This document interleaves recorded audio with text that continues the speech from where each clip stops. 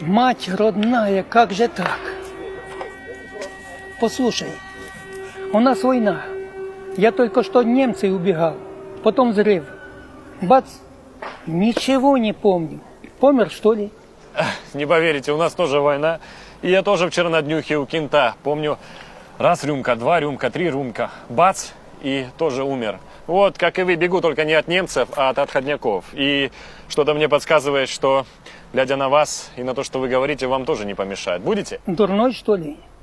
Скажи, какой сейчас год? Где я? 2022 в Украине, конечно. Кажется, точно помер. Господи. Раз в Украине, значит, немцев победили? Сторона стоит? Ну, немцев-то мы победили, конечно. Сейчас вот русских побеждаем. Как это русских? Как это русских? Дед, Россия 24 февраля напала на Украину с использованием всего на свете. Крылатые ракеты, флот, авиация, пехота, танки. Десятки городов уже разрушены. 500 детей погибло. Десятки тысяч мирных жителей погибли. Где вы были все эти 6 месяцев? Не может быть. Значит, Украина объявила войну всему Советскому Союзу? Который развалился еще в 91 году. Все государства стали суверенными, в том числе и общепризнанная Украина. А спустя много лет Россия напала на нас. Знаете, причем под предлогом таких дебильных отмазок. Там было и биолаборатории, и ядерное оружие, и боевые комары, и боевые гуси, и ущемление и геноцид русских. И самое главное, это фашизм, неонацизм, и там еще куча страшных слов. Украинцы, видать, начали почитать Гитлера и фашистов после всего, что случилось. Наверное, ущемляют русских, наш язык.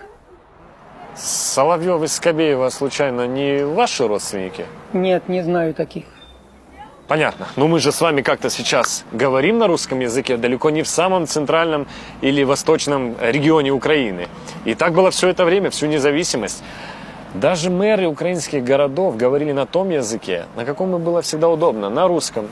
А почитателей Гитлера и свастики хватает во всем мире. Кстати, в том числе и в первую очередь в России.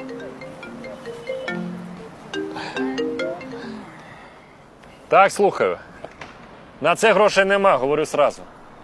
На що збираєш? На авіаносець? Ну, гаразд. Доченька, скажи, а з ким ми зараз воюємо? Ну як це з ким, діду? З орками, звісно. З якими ще орками? Ну, з рашистами, Путін.